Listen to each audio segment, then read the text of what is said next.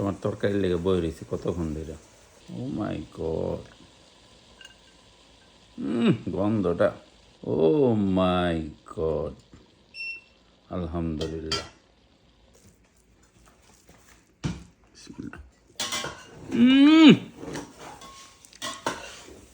সেই বাংলাদেশের স্বাদ, অনেক মজা হয়েছে কিছু। তোমার বাঁচা কাল্লায়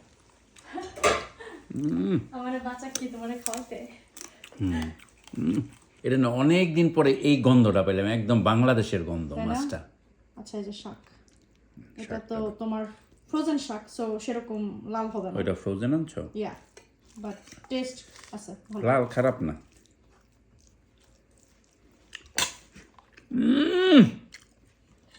আজকে দেশি আর দেশি, নো বিদেশি। হয়েছে তোমার, আমি নিবো খাইতে। খাবার আর দোয়া করবা। মাছের গন্ধটা যা